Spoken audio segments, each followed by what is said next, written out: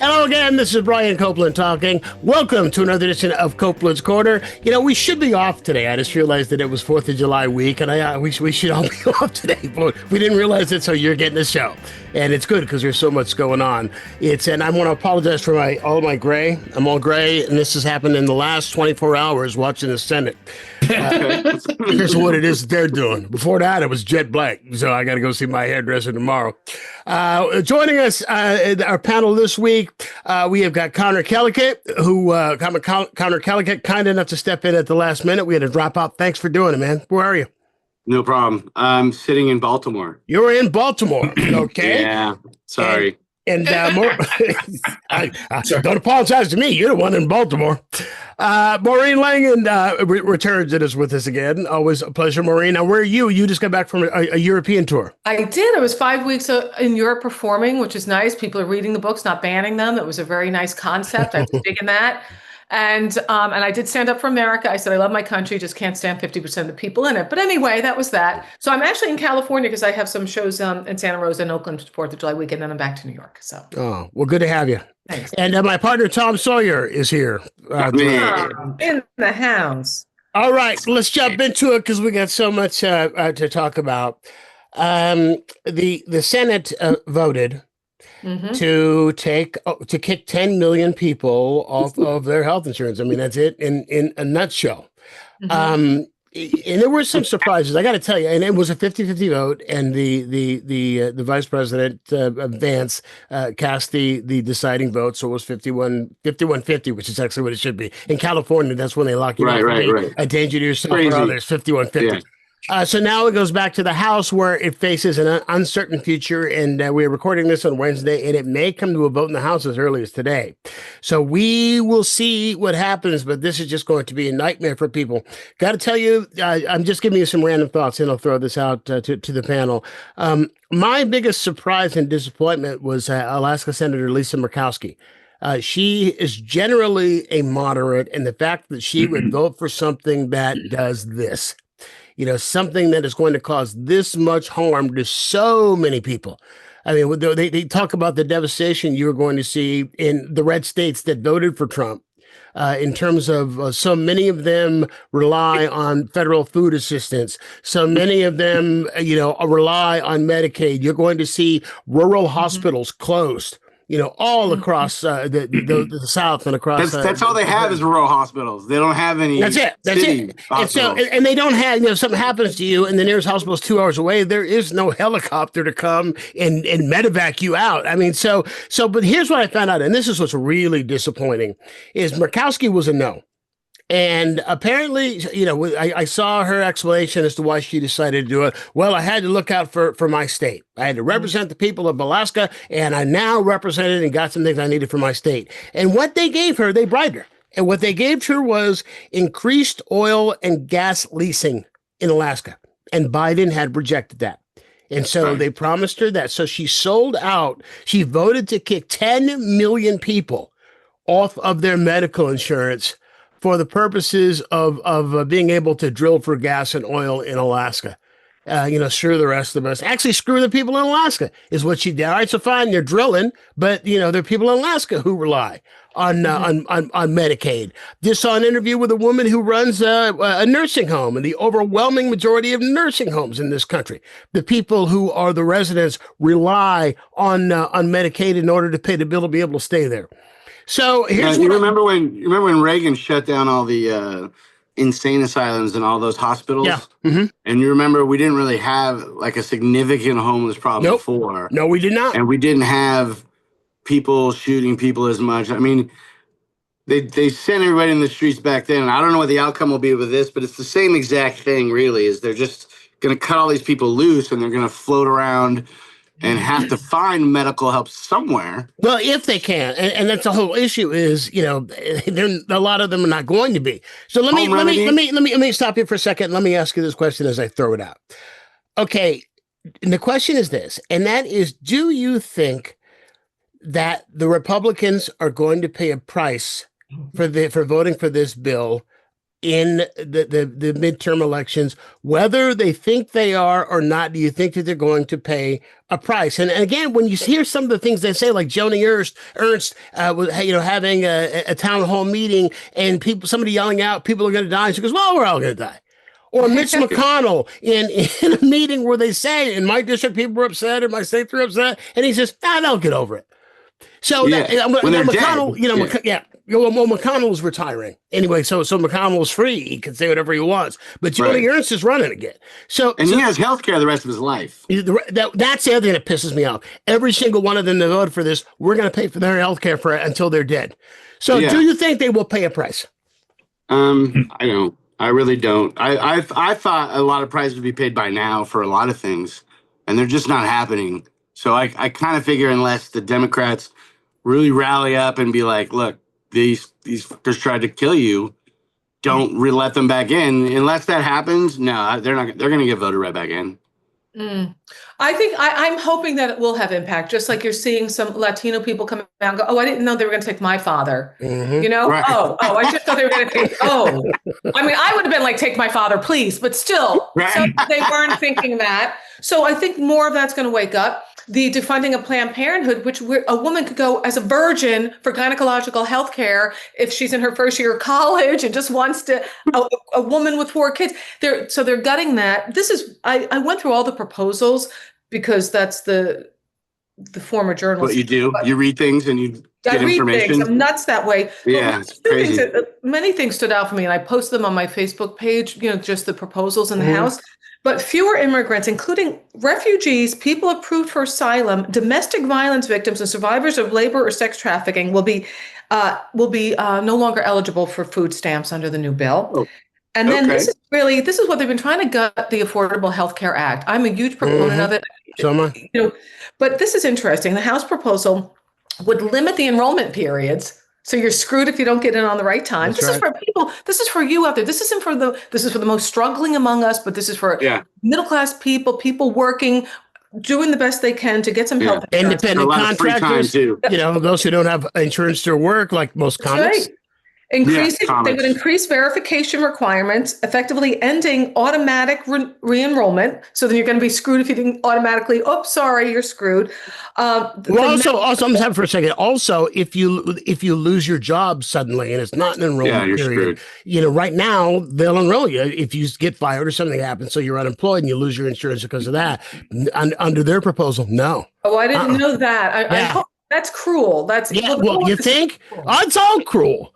But how about this? It would also end the ability of certain immigrants, including refugees, asylum seekers, and people with temporary protective status to qualify for the subsidies on the Affordable Health Care Act. You're coming here as a refugee with your kids, or you're seeking asylum, and you can't be part of the affordable health care system because it's subsidized. That's friggin' insane to me. Well, they closed the reroute. So my hang on one second, Connor. But before you go on a second, I just want to give Tom a shot first, and then we'll come back to you. I just want to hear everybody first on this issue. Tom, do you think that they're gonna well, this is our last hurrah. Right. If we don't turn the House, at least the House. Yeah, we're screwed. We're done as a country. Our democracy is over. So it's not. Agreed. And this is, if you talk to anybody in the politosphere, that they understand this. So even Swalwell, when you did the interview with Eric Swalwell and Conversations with Copeland, he said basically when you asked him if he was running for president, he said, "I am more worried about the midterms." Because if we don't win the midterms, there's no president. There's no president. The only thing, the thing we do have for us is you're seeing the outrage in red states and town halls, and we need for the Democrats to get their shit together and do what Bernie and AOC are doing all over the country. I called my representative Jared Hoffman today. And read them the Riot Act. We need to be seen. They need to go out. They need to do what Bernie and AOC are doing, and not just those two. They need to do it in groups where they are going to town halls in red states, where they are explaining to people what they're about, and be about something. Right. Anything. Be about something. I was talking to somebody today, and they were talking about, they're really concerned about the too much focus on the LGBTQ. And no, it's like they should be. Look, as they always say, the statement is the rising tide lifts all boats. If we have a national healthcare system, if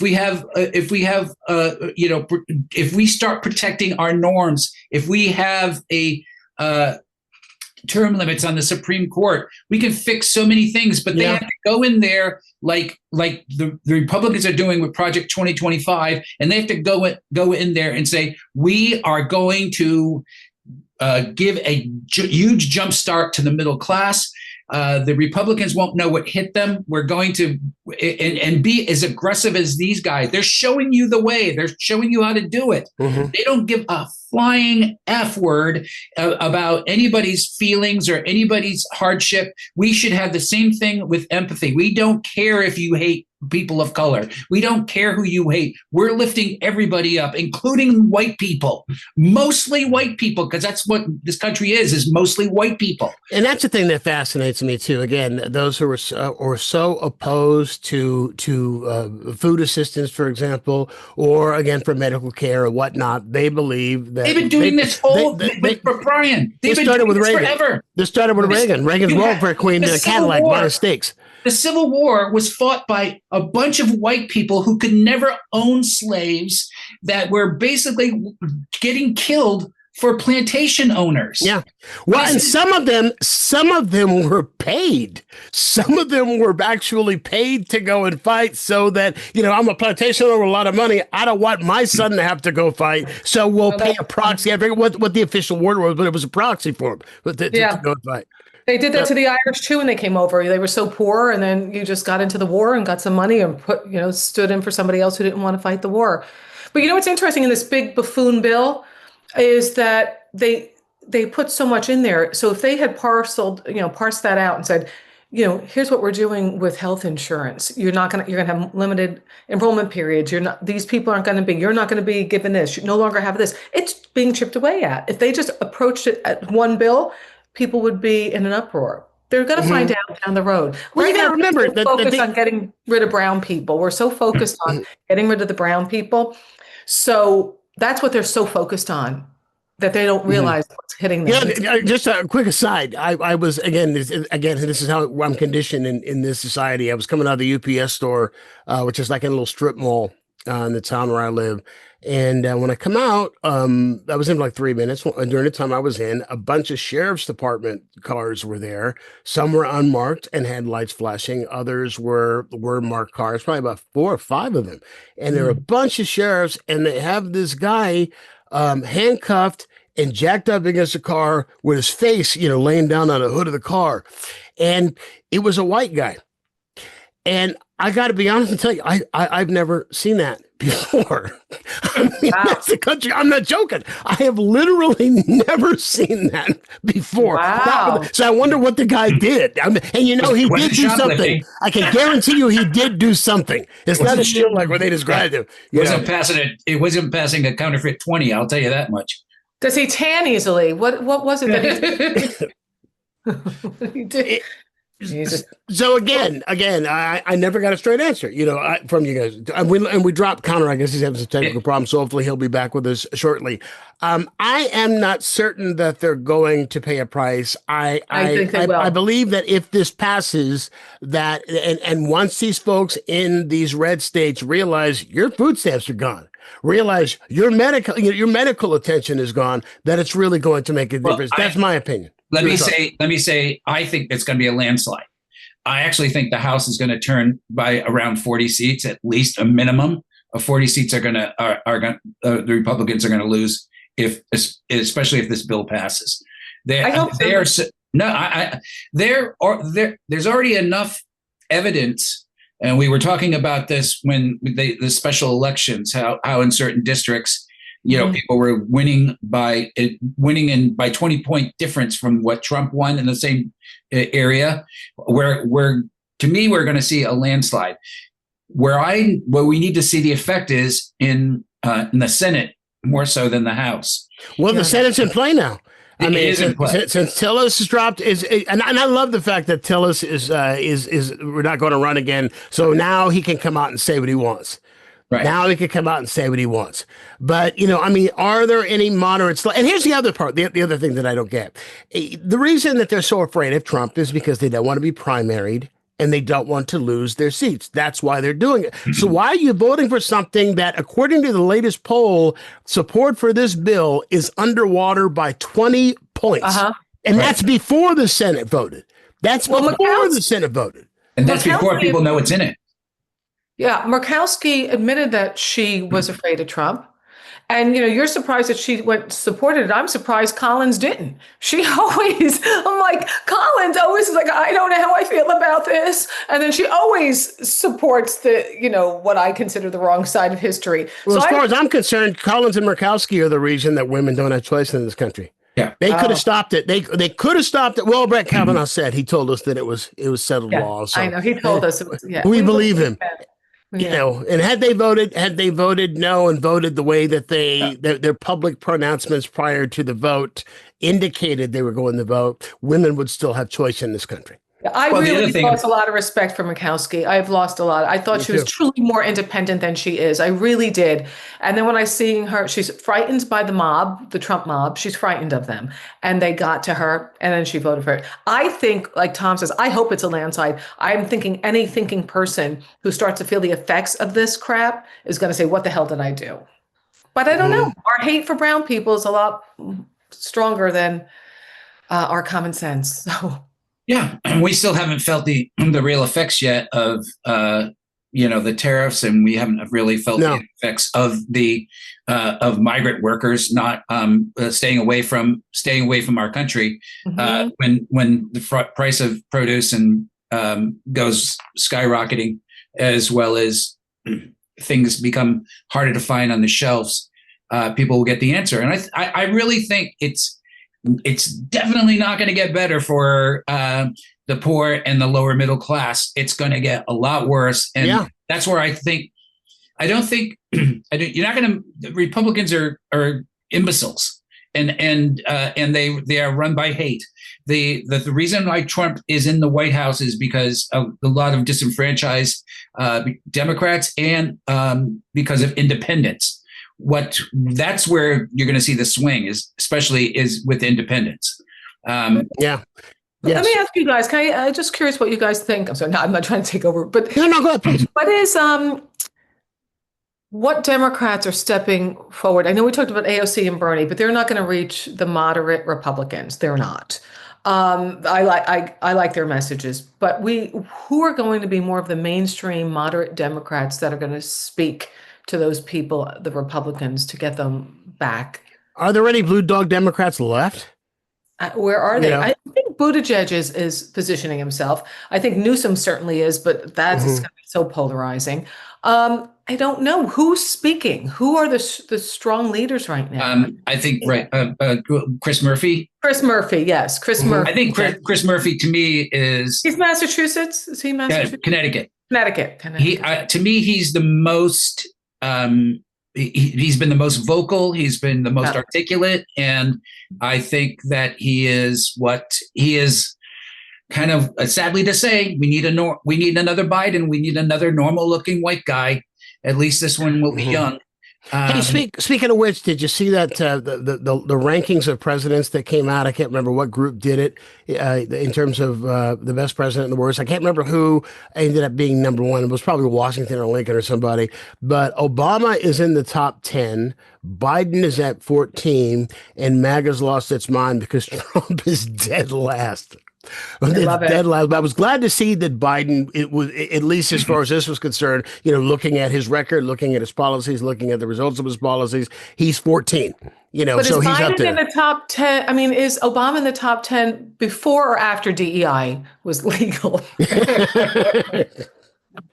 Oh my God. It's just, I don't recognize. Here's the thing that's frightening to me, and that is I don't recognize my country right now. I mean, we this week, we have a political party that is touting and proud of the fact that they have built an actual concentration camp. This alligator Alcatraz, I mean, call it what it is. If you've seen the video of well, how it looks on the inside, it's a damn concentration camp. That's exactly what it is.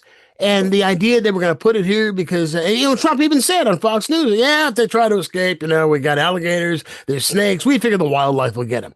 What country I mean, this is so against the Constitution. This is cruel and unusual punishment. There's no way this doesn't constitute cruel and unusual punishment. And in a lot of cases, these are people who have not had any due process, who were snatched off the street, and then they're going to send them to Florida and throw them in a concentration camp. And a Supreme Court that once this gets to the Supreme Court is just going to rubber stamp it. It's going to be 6-3 rubber stamp. I think it's fun. What's funny, not funny to me, it's disheartening. I always thought there were a couple of people that were fairly reasonable on the Supreme Court. I thought Roberts was somebody that would think about his legacy. Yep. And in at some point you got to go, hey, I'm not going to live forever. My legacy is I'm going to be despised historically. Everybody, we know this because we know how history works. Yeah. So we know it's like, I don't get it.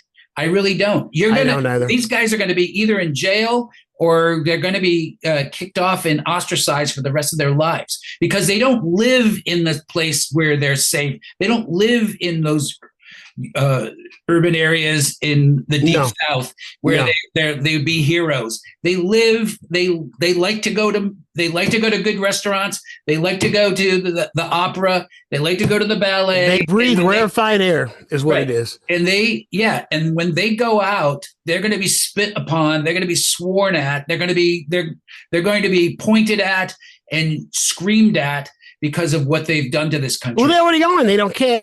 Yeah, we'll whine about it. I mean, after the Dobbs decision, you had people outside of Kavanaugh's house.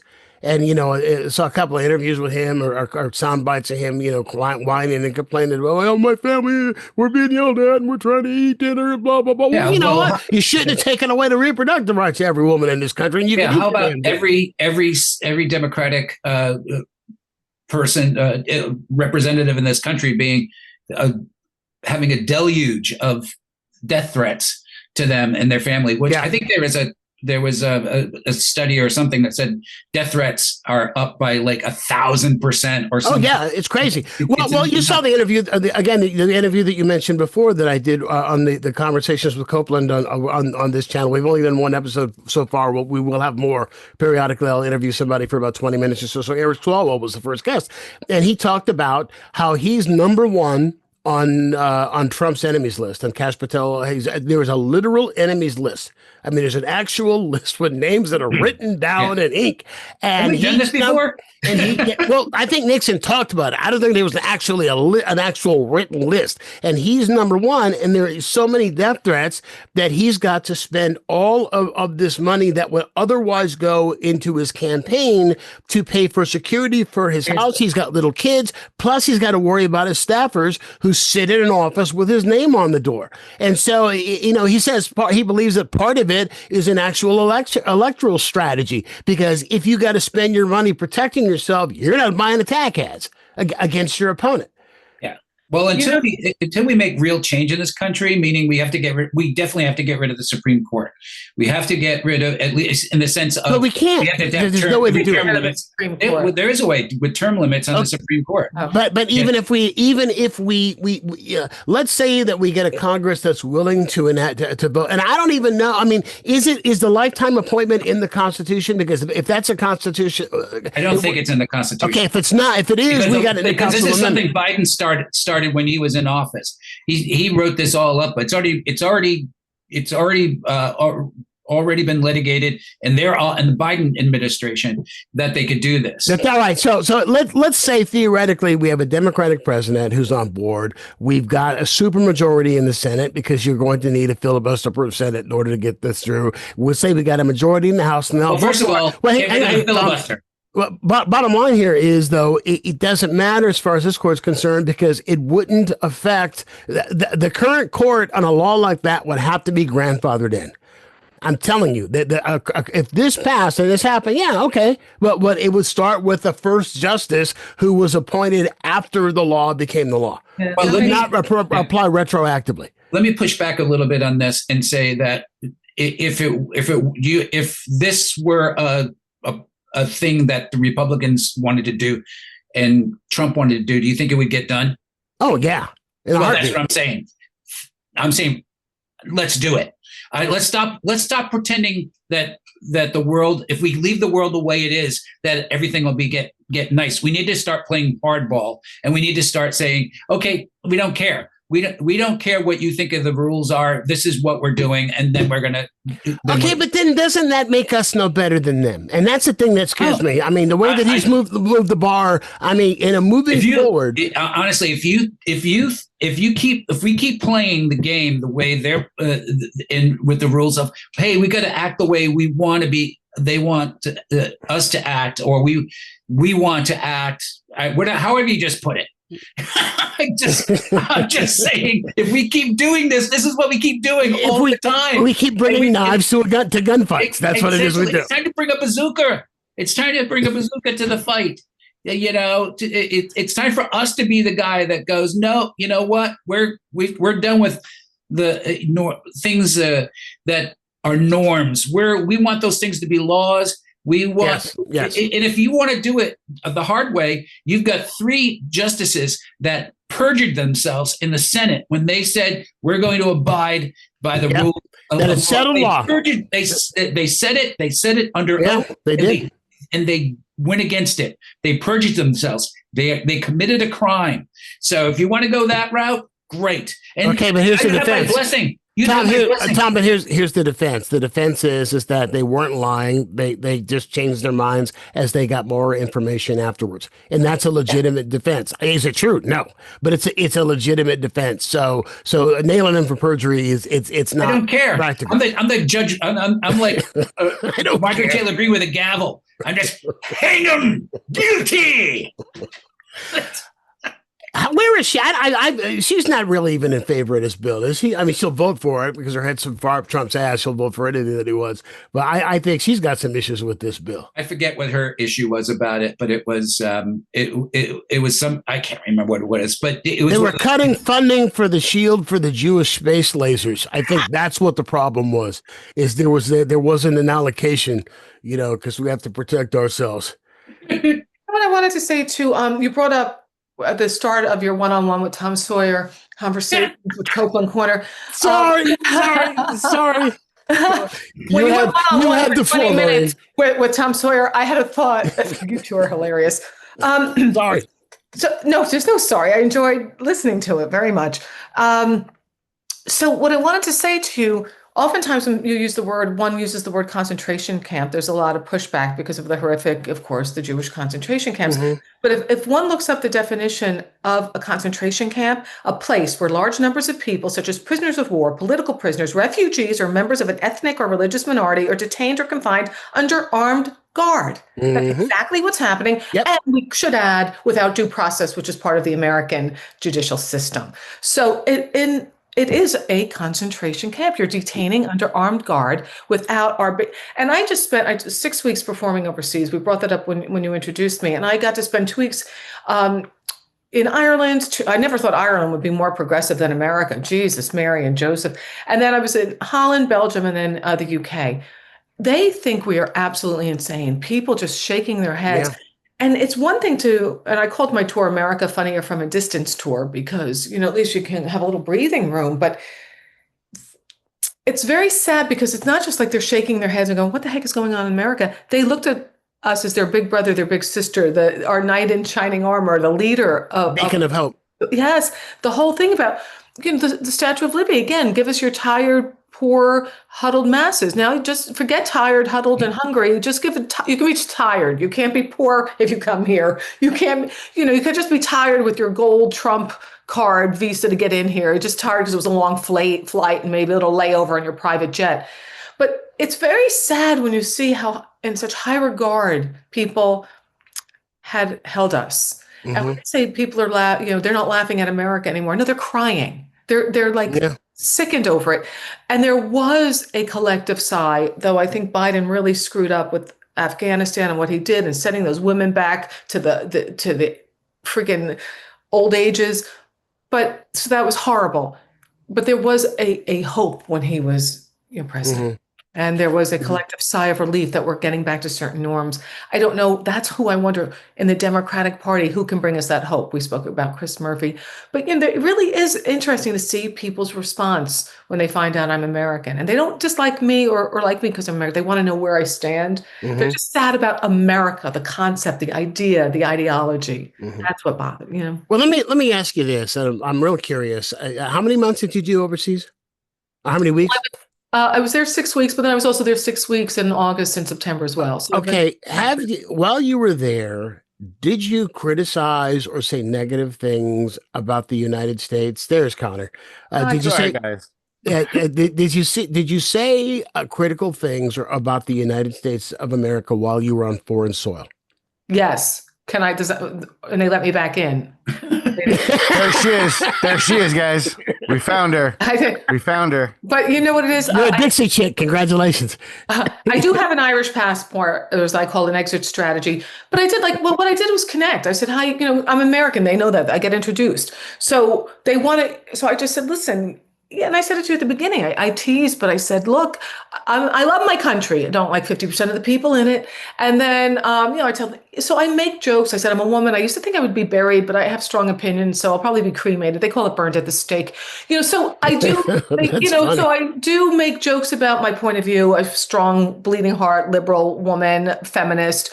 I do a lot about, I don't call it the patriarchy. I do Trump, I make fun of him. I do. And I do, but it's nice not to have somebody curse you out because you're making jokes. But even more than that, though, Maureen, remember, it wasn't that long ago when, again, we won't talk about the norms, is that one of the worst things you could do, besides burn an American flag, is to criticize the United States on foreign soil.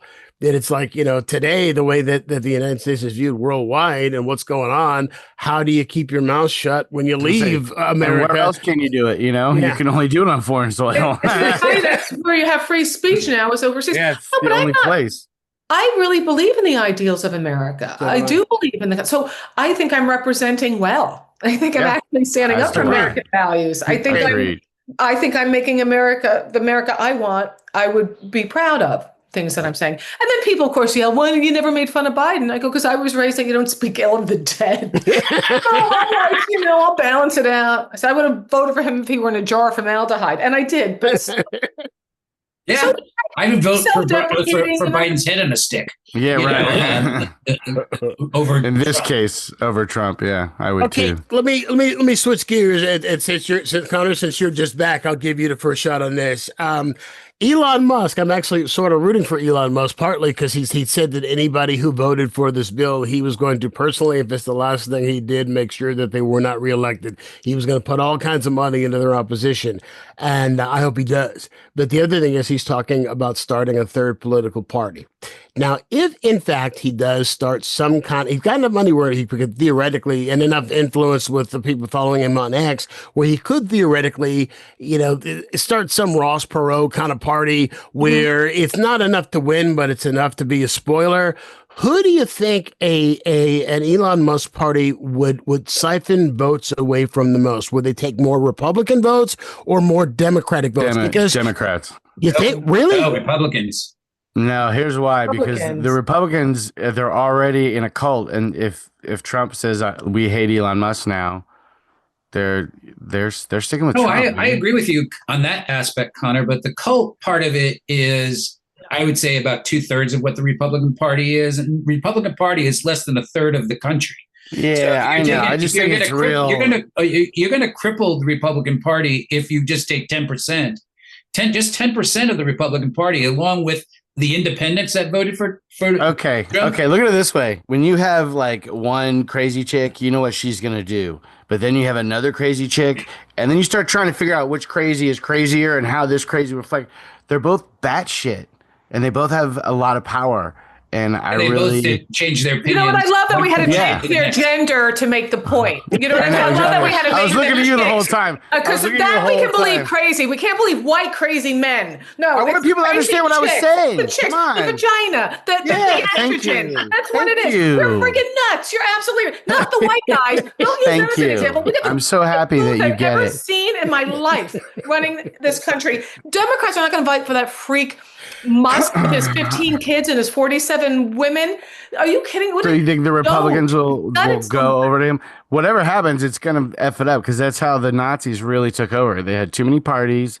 They weren't really the majority. They were just not the smallest party. Well, I think the question was who's going to get hurt the most, and it would be the Republicans. I think it's But you know, the other thing we have to remember, and somebody was saying this, that Trump is 79 years old, declining mentally right before our eyes. Yeah, and also wears a girdle because when he goes on the golf course, he looks like he gained 60 pounds. Mm-hmm. So the guy, you know, if the guy lives to be 84, it'll be it'll be a miracle. He's a robot because he's like in really bad shape physically and mentally not much better. Mm-hmm. So, and the thing about the cult is they don't have cult number 2. They don't have the cult leader number 2. No, there's nobody. It ain't going to be Vance. It's certainly not going to be Vance. It's not going to be any of the kids. It's not going to be any of the kids. The kids are all toxic.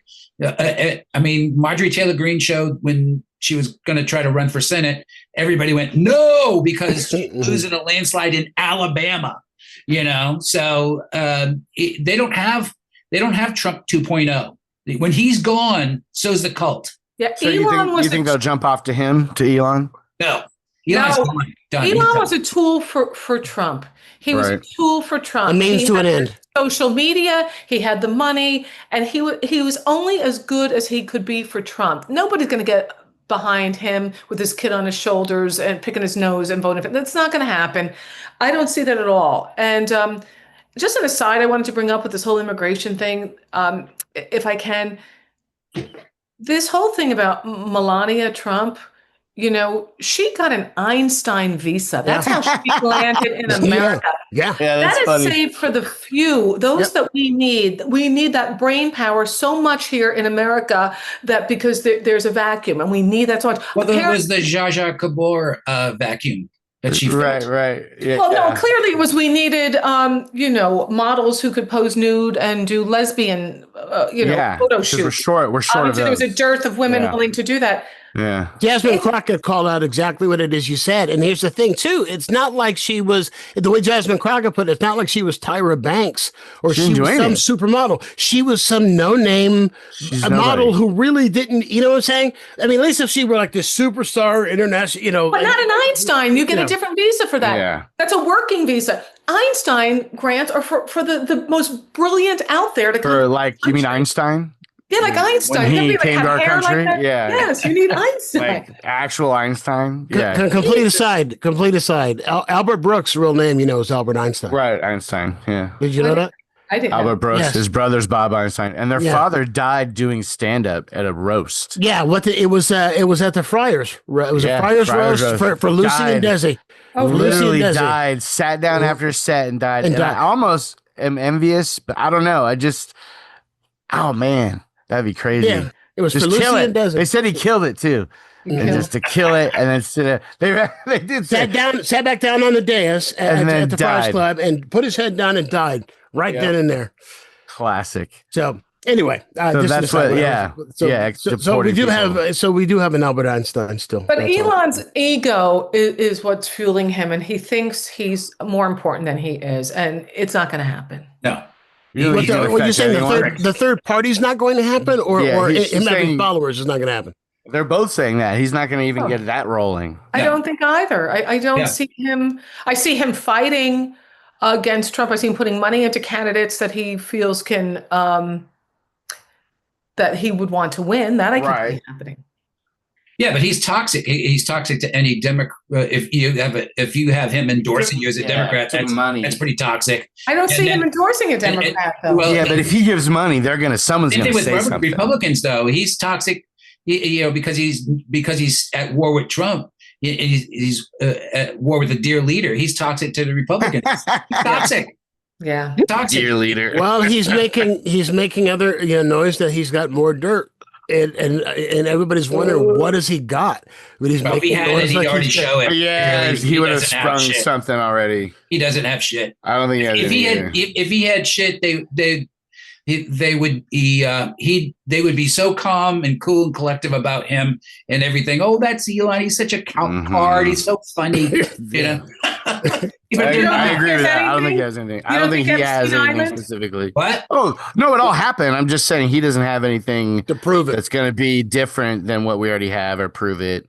He's not going to be able to bust open the files. He's not going to be able to do anything. Let me shift gears here before we run out of time. This is something that really upsets me, and actually, Maureen, I wonder what you think about this. Being a journalist, and that reviews for Jurassic Park. Yes, don't blow up for me. I'm seeing a midnight show. Don't blow up for me. I don't want to know what happens to the dinosaurs and if they win at the end. Dinosaur, yeah. No, it's this. It's Paramount caved in that lawsuit that Trump filed against CBS and 60 Minutes over this bullshit thing with the interview with Kamala Harris. And it is a case that every legal scholar in the country, there's none that said that he had a case, that this was a frivolous lawsuit to be thrown out. And what the deal is they're going to pay $16 million the money, and not admit any wrongdoing. The money goes to the Trump library, which is hysterical for a guy. A library named after a guy who's never read a book other than he didn't even read The Art of the Deal. He didn't even read. Right. And they have had no wrongdoing, and they will pay his legal fees. And this is 60 Minutes. 60 Minutes is the gold standard of journalism and has been for 50 years in this country. And it's amazing that the article I read, they called it extortion money. Because the fact ABC shouldn't have settled because ABC would have won. CBS would have won. The reason that Paramount caved is because they have a merger pending with Skydance.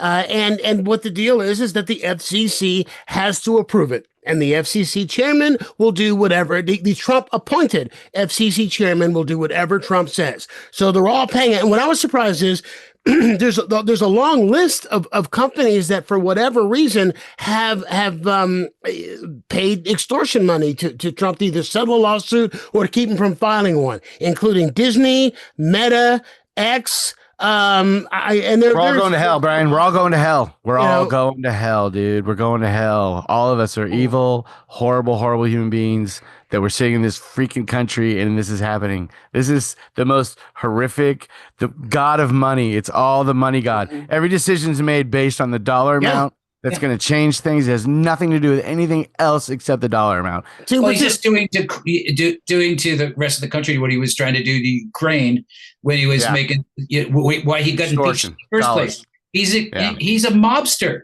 You know, when people are going to be doing a new impression of Trump, and it's going to go, well, you never called me, never bring me over the house.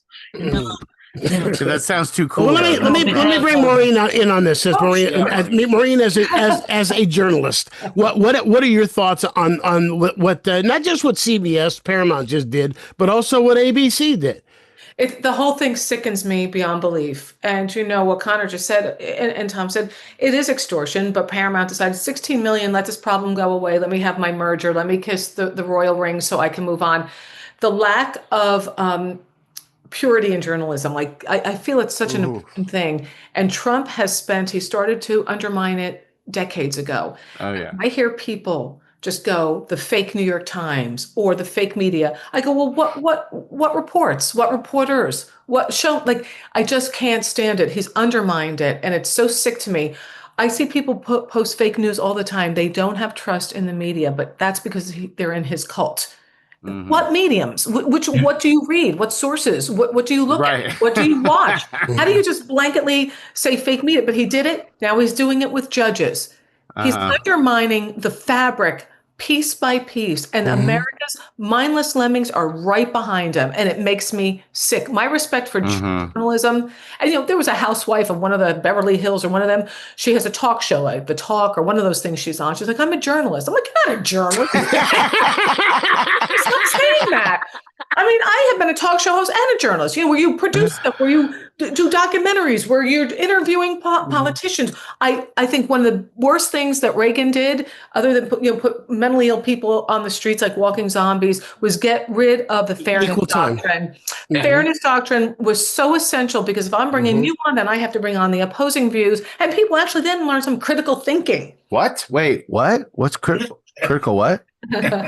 I just like being critical, but some people like critical thinking. Okay, let me ask you this. All right, since now we have had two of the four major broadcast networks came in, and again, it's not a deal where this would have even been a toss-up. These cases, if they got to court, would have been tossed. They're frivolous lawsuits. They didn't have a leg to stand on. They would have been completely tossed. So the fact that they gave into this. Do you think that this is going to have a chilling effect on how 60 Minutes moving forward will cover stories involving Trump or Trump's policies? How ABC News going forward? NBC hasn't been hit yet, as far as I know. Fox doesn't really have a network news other than the Fox News, but Fox News and the Fox Network are separate entities. So do you think that this is going to affect how legitimate journalists covered Donald Trump with Donald Trump's policies? I will start again with Maureen being a journalist. I don't know, because I would hope not. But then I watch things like people, the colleges, the universities capitulating to him. And so I don't know. It's so frightening to see this man just take power from so many places, to force his power. And now I understand when you worked for him or did contracting and he didn't pay you, he's like, sue me, screw you. I could see how that all probably went down on that level. Yeah, totally. I hope not. But, if you have the head of Paramount, how do you work for a company knowing that they just settled and you're going to work every day doing your best to have journalistic integrity? Who are you working for? Here's the worst part of this is that Sherry Redstone, I saw a clip of Sherry Redstone, who's, the head of the whole shebang. Her father, Sumner Redstone, she inherited from him. And she was there was some major gala that they had celebrating journalism in the last couple of years, some kind of an awards thing. And she gave this impassioned speech about how important the profession of journalism is, and how journalists are our last line of defense of protecting our democracy, and how we have to do everything we can to stand up and to fight for it. And then she does this. Well, it is all important. It's so important, unless you want to merge your company with another. Then great. then never mind. And I love that she inherited all of this from her father. I inherited debt from mine, but whatever. Yeah. For her, glass at work. No, I didn't inherit debt. But I'm just I think the biggest problem here, and this is something you could see decades ago, is the amount of mergers and the fact that we polluted our media to the point where it's owned by big conglomerates that always look at the bottom line rather than any kind of integrity whatsoever. It's always about the bottom line. So until we actually go back to and we start breaking up these companies, this is what's going to happen. And it's going to be worse. And now, like I said, these are the new norms. This isn't a new law. This is a law that you can to extort companies to do your bidding. And until we actually put laws on the books and stop pretending that the right thing is what we should abide by, these things are going to continue to happen. We need laws. Once we stop believing or behaving in the manner that the right thing is the thing to abide by, we're lost. Yeah, I mean, maybe I'm being Pollyanna here, but I will say this: that all of these companies, everybody's ratings are down. Everybody's not paying attention to the news because it's lost its integrity. And the people that are paying attention to the news is not really people in red state. They're locked into their Fox Newses and their other news sources. Quick poll. It's people like us that are watching NBC, ABC. Okay, that's what I was going to ask you. All right, when's the last time that any of you watched, other than an election night or night after election or something? When is the last time that any of you watched the 6 o'clock network news for ABC, NBC, or CBS? I can't even tell you who the anchors. I think David Muir on ABC is the only one I can tell you. I can name right now. No, I haven't. Remember when we all used to know exactly that? We all knew who the heavyweight champion was, and I can't tell you that because it's not, the belts all split up. But as a kid, we all knew that. We all knew who the anchors were. It was Cronkite and CBS. You had Huntley and Brinkley. Well, that's a little bit before my time, but you know what I'm saying. Yeah. Peter Jennings. We all knew, and I can't tell you. It's not news. It's not news. I actually watched a clip from the news in 1983, and the guy goes, he literally just listed what just happened, and then he moved on to the next thing. He told all the news in like 3 minutes. Oh, he didn't have an opinion. He didn't say what's going to happen because of it. He said, the president of France got shot in the leg today, and then he just moved on to the next story. Yeah. And he's like, blah, blah, blah. He just gave you information, and seeing it fresh now, it hit me really hard because I knew it was different. I didn't know it was that different. Even my own brain. I barely watch MSNBC anymore. I just watch it religiously, and I can't stand it because when they let Joy Reid go and they let the other people go and still kept Joe Scarborough on. But I'm aware of it, and I was still shocked at the difference. I was like, wow, it's a lot more different. Well, let me tell you, I have worked in television news, not as a news person. I remember you. We remember you. I worked. We remember you as a journalist. But I did work, and that's the thing is people have said because I work talk radio, and being on TV, and working on news programs, and I'm a journalist, and I always stop and go, see, that's the problem. People don't know the difference between a journalist and a personality. Yeah. But here's what they always said. Here's what I was taught by Fred Zender, who was the news director for the Fox affiliate in Oakland, and he was like the Edward R. Murrow of the Bay Area. Here's how you do this: when you're going to do a report, when you first come on camera, you tell them what you're going to tell them. Right. When you tell them, then you tell them what you told them. Exactly. Then you move on. That's exactly There's no opinion. Tell them what you're going to tell them. Should tell them, and then tell them what you just told them. There's no side notes. There's no two. There's no two truths. There's no two angles of truth. There's just one fact. This is what happened. This is what happened. Who, what, where, when, that's what happened. how, and why. Yeah, exactly. That's it. Yep. See, we sound now you can't even find that information. You're like, what are they even talking about? Half the news stuff, I don't even know what they're talking about. See, now we sound like Jurassic Park. Yeah, right.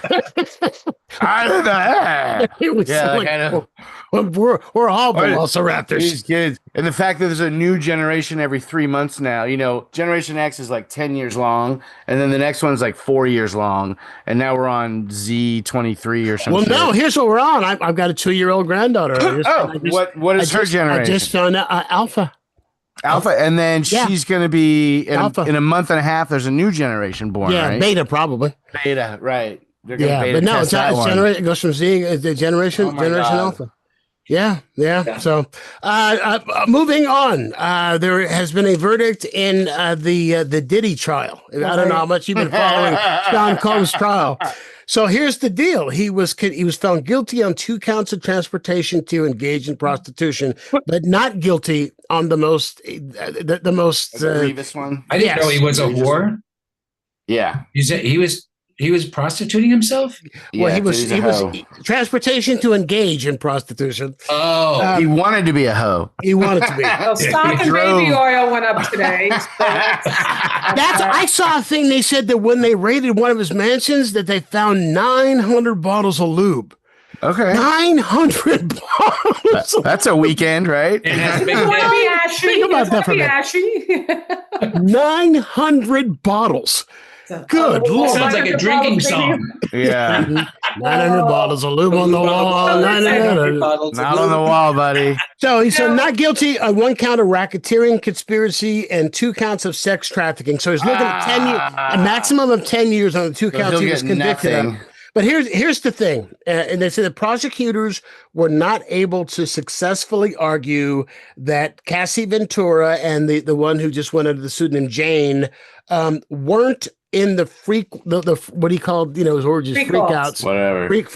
Freak offs, that they couldn't really prove that they weren't consensual. And Diddy put on no defense. He didn't take the stand. He didn't put on any witnesses. What they did was they presented hundreds of texts from Cassie and from Jane, most of them expressing enthusiasm for the upcoming freak-offs.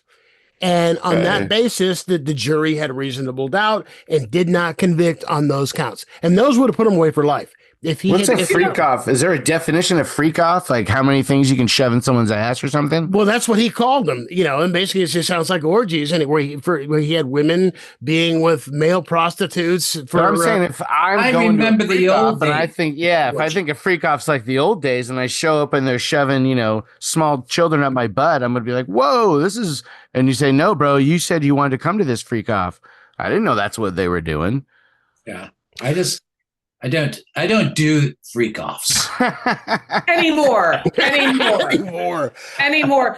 get it. But you know what's interesting? I thought, honestly, this Cassie is a very brave young woman. Yes. And I wish her happiness, and she just had her third child, and I wish good things for her. The way he abused her and physically battered her in that hotel, he should be behind bars. That's what I'm saying. That's what enough? Behind bars. But I did think, okay, these are crazy freak offs, but these are adults doing crazy crap. And, listen, it didn't seem like life in prison for that versus potentially if he had been convicted on the racketeering and all that 50 years or something. But that he's going to come out. What bothers me is he's going to come out and feel really good and vindicated and righteous instead of embarrassed and humiliated that he treated people like that, and learn from it. It's going to empower him, I think, to be even more, whatever his name is this week, So I just wish Cassie well, and I hope we move on from this, Diddy. And I love that it wasn't your opening story like it is on every other news platform. Yeah, I know. I love that. There are more important issues, but I did need to mention it because it is a big topic. But here's the other question that I've got, and that is this: on the stand, Cassie and Jane said that they were pressured to do this. Now, here's my question for you: if a woman is not threatened, and again, I don't know what kind of pressure. Let me put this up front. If a woman is not threatened, coerced, blackmailed, beaten, and through physical violence, and forced into doing something of this nature that she does not want to do, what's considered, and again, it could have been all those things. We don't know what the pressure was. They said they felt pressured. And the fact that he was beating him, it couldn't be the pressure of, if I don't do it, he's going to beat me. But if you take these things out of it, is it possible to pressure a woman into sex? And if you do that, is it non-consensual? When I say pressure, I mean talk her into it. Oh Jesus, that's a loaded question, because you don't know what some women go through. You don't know what's at stake. You don't know. I mean, when I saw how he treated her in that hotel room, what did he threaten? Well, that's violent. I mean, that's a whole different thing. But what did he psychologically? How about not ever being famous? How about I'll end your career if you want to. I think he did more than that. No, he beat her. He did more than that. Because he did hurt her. Like, what did he psychologically do? I mean, people get psychologically roped into situations. That's where there's domestic violence. I don't know what they had to endure. I really don't. And I'm sure those who dropped in for a night or two of fun found it great. But I don't know what that must have been like for her to have to service his freak off life and world. I don't even understand. I actually don't even understand the concept. I think there was I've only been to one place in my life where I knew I was in the wrong place. And, what was it? Okay, we got to hear this. See, you open the door, counselor. What was it, Tom? Do tell. No, it was just one of those places where there were people who you got the sense of these are really dangerous people. It wasn't a freaky sex thing or anything like that. It's just I was at a place where it was, and I was invited to and went there, and I knew the people around me were dangerous. The vibe I got was, these are not, these are people I don't know what's going to happen being around them. And I wanted out of there so fast. And I ended up leaving really quickly. Yeah. Oh, I forgot I had a thing, however you get there. And like they give a shit. Like they're dangerous. Like they care if you have a thing, Tom. I just had a bad feeling that something not good was going to happen there, or being around people like that. I've been, I have a real aversion to awful people. So having been in the nightclub business and having been around people that you better call the cops now because this isn't going anywhere but bad. So right. Well, I've been in a situation where you walk into a room or you get invited somewhere, and all of a sudden people, this hasn't happened in a while, but all of a sudden they're breaking out their cocaine, and I'm like, all right, so all right, you guys, I'm just gonna head out. Good to see you. Bye. I'm freaking out. I'm just not my thing. Leather. They start breaking out leather belts and whips, and you're like, oh, I'll stay for a minute. Yeah. Hey, complete aside, Tom, what you said made me think about this. I'm going to ask Maureen and Conor this as comics. Over the course of your careers, have you ever worked a club that you knew was run by the mob? There's one that I knew of, and I didn't know. I mean, it was like I was like 22 or 23. I was young. I was stupid. I didn't know that all these guys from Chicago. It was in Arizona. It was all these guys from Chicago who were running it. And one mine, he made a light bulb go off. When the owner shows me a picture of that looked like too, huh? It was a picture that looked like The Sopranos. And he goes, "Oh, here's a picture of me with all the heads of all the unions in Chicago." And that's what I knew. So I'm just curious. And I went, oh, and my attitude changed. I kept working it. They were fine. They treated me great. But I'm just curious. As far as you know. Like when you have a guy who goes, "Hey, you want to see something funny?" Yeah, I actually thought Tom. This guy I shot in the trunk. Yeah, I thought Tom was in the mob when he ran Cobb's. So yeah, Cobb's. So to your knowledge, have you ever, and especially you in New York, Maureen? Well, I did. I can't say that I think these people in the mob. Better not. Right? I don't think so. I think they were church-going good people. I'm not saying nothing. Well, I know nothing, but I remember getting booked at this comedy club. Do not identify it. Do not identify it. I won't. In Midtown, but it's not there anymore. But you walk in and you have to go through the strip club first to get to the comedy room in the back. I'm like, what's happening? It was just so crazy. I'm like, something is so off about this place. Awesome. You know what I mean? It's just so crazy. And I never felt less pretty in my life. But anyway, still, I did a gig, got paid, and got out of there. There was a gig that you guys all know David Strassman, the ventriloquist. David Strassman and Chuck Wood. He was the ventriloquist with a. It's funny we know Chuck Wood. We know Chuck him, Wood but not with a foul mouth puppet. Was Chuck Wood the puppet? Chuck Wood was. How'd you know? Thank you. He had a gig that he used to book in Anchorage. And it was a strip club. And what the deal was is that the strippers would be out and they would be dancing and doing their thing. Then at 6:30, the strippers would all put on long gowns and pick up trays. And the guys in the trench coats would get up and leave. And couples would come in. Then the comedy show would go on for about an hour and 45, 2 hours. Then the couples would leave. The dresses would come off. And the guys in the trench coats would come back in. And it went for a long time. And the thing I remember most, here's what I learned. Here's what I learned working in that strip club. Every girl had to have a gimmick. And this one girl who one woman, I should say, who I befriended, and not. But if her gimmick was being a waitress, then she didn't have to change, right? That was it. That was her gimmick. Was it her gimmick? No, she used to rip a phone book in half. That's what I mean by having to have a gimmick. And so she showed me how to rip a phone book, which nobody knows what a phone book is anymore. But how to rip a phone book in half.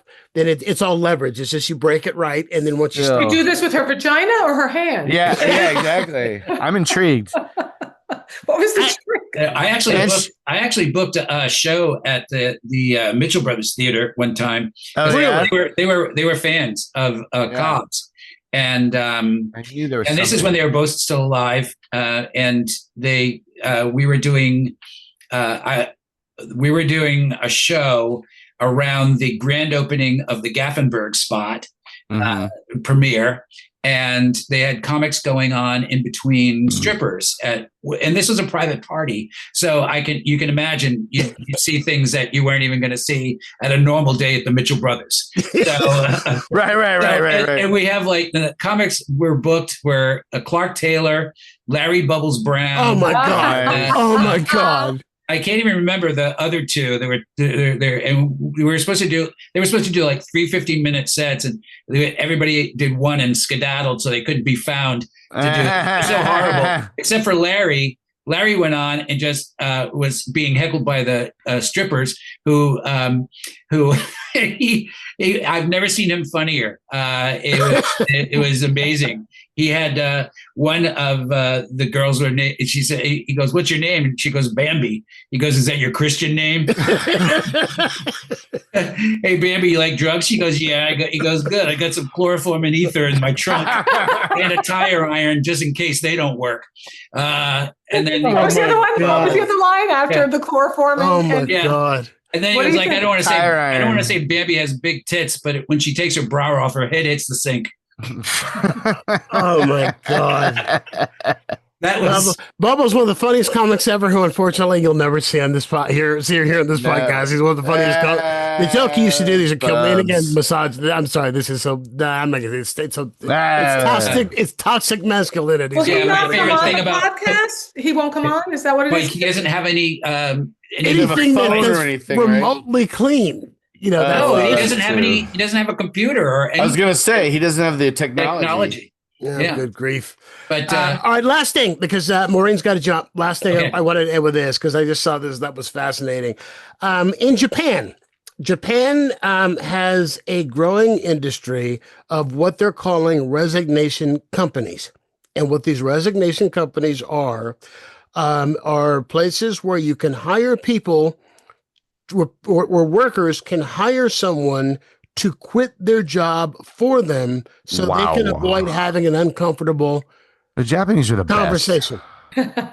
So they're so awesome. $350 American is what it costs to pay somebody to quit your job. To quit for you. $350. I'll do it for $100. To quit your job for you. I'll do it right.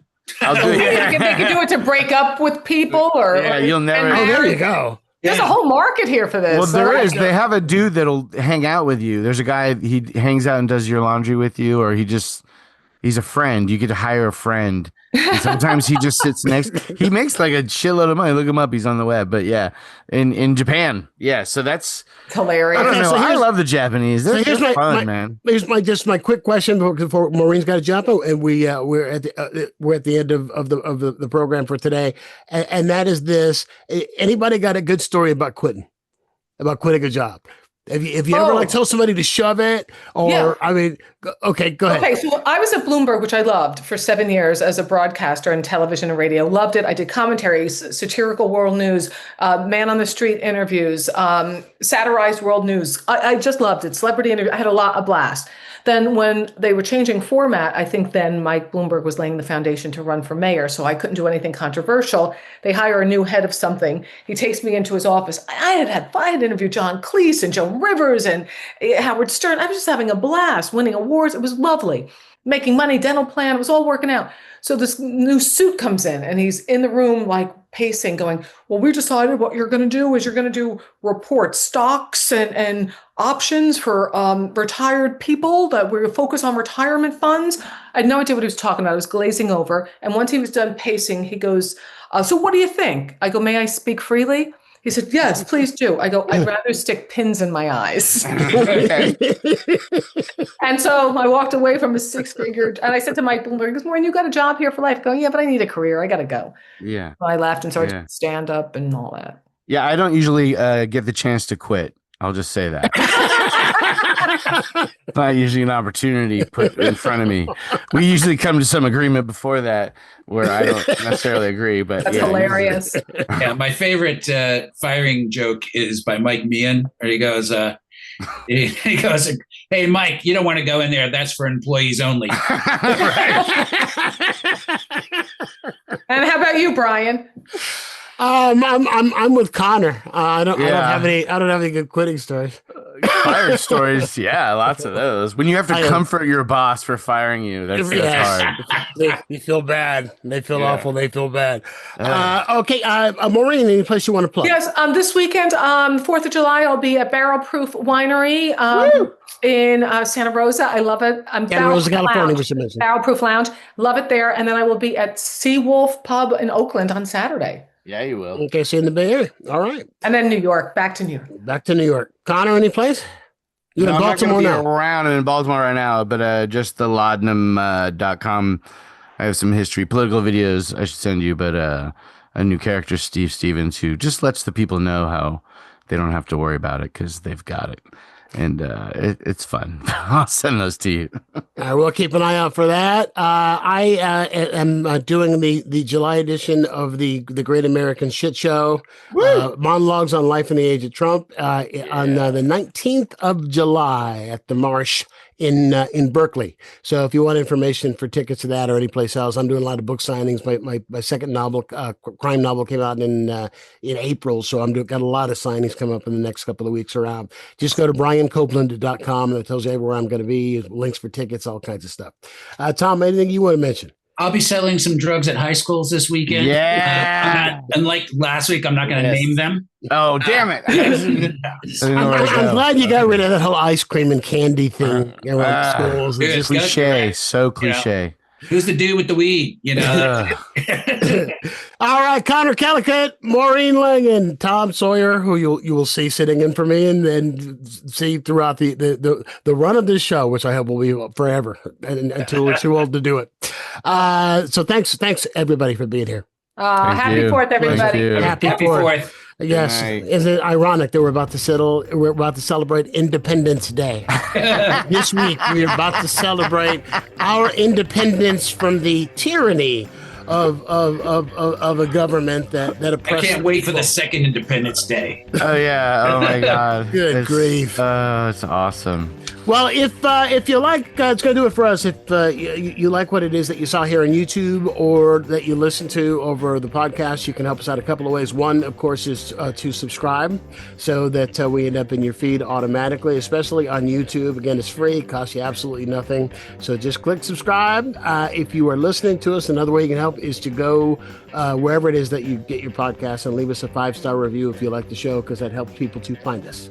So with that, I want to say thank you for watching. Thank you for listening. We'll check you out next week. Until then, be kind to your neighbor. He knows where you live.